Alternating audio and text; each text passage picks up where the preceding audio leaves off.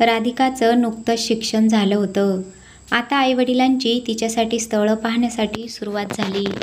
एक नात्यातील स्थळ तिच्या आईबाबांना आणि राधिकाला देखील खूप आवडलं. त्यांच्या काही अटी नव्हत्या. मुलगा दिसायला एवढा काही खास नव्हता. शिक्षणही राधिकापेक्षा कमीच होतं. त्या लोकांना काही मुलीच्या घरच्यांकडून देणं घेणं नव्हतं. कारण राधिका सर्व गुण संपन्न, दिसायला सुंदर, कोणीही तिच्याकडे बघतच राहावं अशीच होती. तसं राधिकाच्या सासरची माणसं माणुसकीला बोलण्यात वाटत होती. देणं घेण्याची अपेक्षा नसलेली होती. आजच्या स्वार्थी जगात कोणावर विश्वास ठेवायचा? राधिका त्या घरी खुश राहील म्हणून आईबाबांना ते स्थळ पसंत पडलं. तरीही राधिकाच्या आईबाबांनी त्यांच्या ऐपतीप्रमाणे लग्न लावून सोनं नाणं घालून लेकीला पाठवलं. लग्नानंतरचे गुलाबी दिवस राधिकाच्या मनात साठवण्यासारखे गेले. स्वयंपाकघरात तिचा प्रवेश सुरू झाला. राधिका तशी सुगरणच होती. सासूबाईंना बोलायला असा काही चान्स देत नव्हती. नवनवीन पदार्थ बनवून खायला घालत होती, तरीही सासूबाईंचं तोंड वाकडंच असे.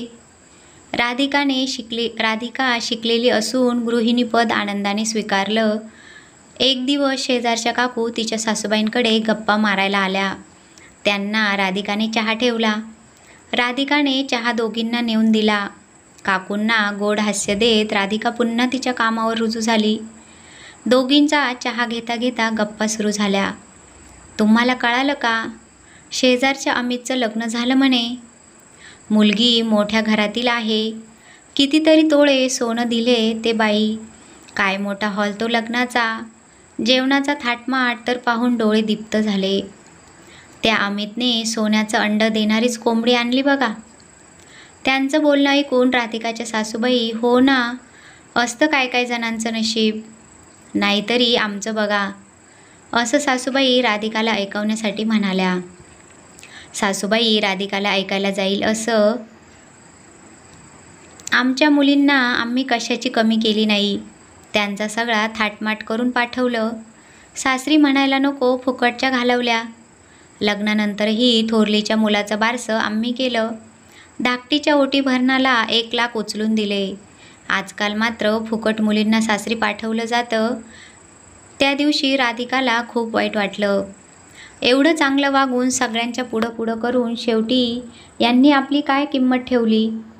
तिच्या वडिलांनी त्यांच्या परिस्थितीनुसार राधिकाला सोनं घातलं होतं.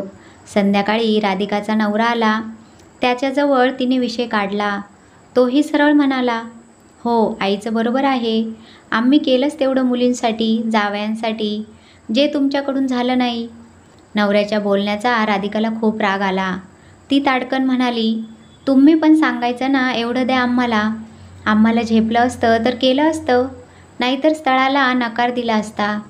तेव्हा मागितलं नाही आणि आता माझ्यावर लग्न करून उपकार केल्यासारखं वागताय. मला ऐकून करतात. राधिकाचा नवरा, आम्ही काही मागितले नाही, पण तुझ्या आईबापाला कळालं पाहिजे ना. राधिकाच्या डोक्यात मात्र आता सनक गेली. तुम्ही कसं बोलताय? माझ्या आईबापांचा सरळ उद्धार करताय. त्यांच्या परिस्थितीच्या मानाने त्यांनी माझ्यासाठी खूप केलं. तुम्ही तेव्हा बोलून दाखवायचं ना. आता कशाला बोलून दाखवताय? तिचा नवरा म्हणाला, बोलून कशाला दाखवायला पाहिजे? नाहीतर तुझ्या घरच्यांनी माझ्यासाठी केलंच काय? थोडंफार केलं ते पण तुझ्यासाठीच. माझ्यासाठी 1 तोळा तरी देणं झालं का जावई म्हणून? चांगली माणसं म्हणता म्हणता खरे चेहरे राधिकाच्या समोर येऊ लागले. लग्न होईपर्यंत गोड बोलले आणि आता लग्न करून उपकार केल्याचे दाखवत होते. राधिकाला त्या दिवशी खूप वाईट वाटलं. रात्रभर रडली ती. माणसांचे खरे चेहरे बघून, त्यात सासूबाईंचं बोलणं आठवून तिचा जीव तिळतिळ तुटत होता. आज तिने आपलंसं मानलेल्या घरात तिला परकेपणा वाटत होता. लग्नानंतर संसारात मन रमवणाऱ्या तिला आज तिचं शस्त्र आठवू लागलं. ते म्हणजे शिक्षण. तिने जॉब करायचा ठरवला. तिने सिव्हिल इंजिनिअरिंगमध्ये डिग्री मिळवली होती. सासूबाईंना तर जॉबचं नाव ऐकताच राग आला, कारण तिला घरीच बसवायचं होतं. तिने गृहिणीपद तसे आनंदाने स्वीकारले, पण आईवडिलांचा केलेला उद्धार तिला सहन होत नव्हता. तिने बरेचसे इंटरव्ह्यू दिले. त्यात एकात ती सिलेक्ट झाली. तिच्याकडील नॉलेज, आत्मविश्वास बघून तो तिच्या मनासारखा जॉब होता. ती खूप खुश झाली, कारण पगारही चांगला देणार होते. रोज घरातील कामं उरकून ती जॉब करत होती. सासूबाई सकाळी योगाच्या क्लासला जा, देवळात जा, तर कधी मैत्रिणींबरोबर फिरायला. त्यामुळे त्यांचा काही कामाला हातभार लागत नव्हता. तीही काही अपेक्षा त्यांच्याकडून ठेवत नव्हती. तिची सगळी कर्तव्य पार पाडून ती जॉब करत होती. आज राधिका आनंदात घरी चालली होती. जाताना तिने पेढे घेतले, कारण तिचा पहिला पगार मिळाला होता. तिच्या नवऱ्याला जेव्हा तिचा पगार समजला तेव्हा तो खूप खजील झाला, कारण त्याच्यापेक्षा दुपटीने तिचा पगार होता. काही महिन्यातच तिने 1 तोळ्याची चेन नवऱ्यासाठी केली. ती तिने त्याला गिफ्ट म्हणून दिली. सासूबाईंचा चेहरा पडला होता. राधिका, माझ्या आईबाबांकडून काही गोष्टी करायच्या राहिल्या होत्या, त्या मी पूर्ण केल्या आणि यापुढेही त्यांनाही माझ्याकडून होईल तशी मी मदत करणार आहे. कारण सासरी आलं की माहेरच्या लोकांना कसं विसरायचं?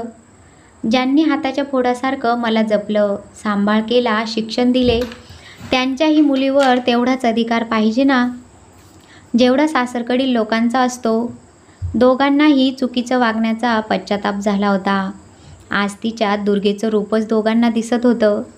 दोघेही एकमेकांकडे बघून खजील होऊन बघत होते. राधिका तिच्या रूममध्ये गेली. आईवडिलांचा सासरी राखलेला मान तिला बहुमोलाचा वाटत होता. कथा आवडली असेल तरच व्हिडिओला लाईक करा, शेअर करा आणि अशाच नवनवीन कथा ऐकण्यासाठी माझ्या मराठी कथा या चॅनलला नक्की सबस्क्राईब करा. धन्यवाद.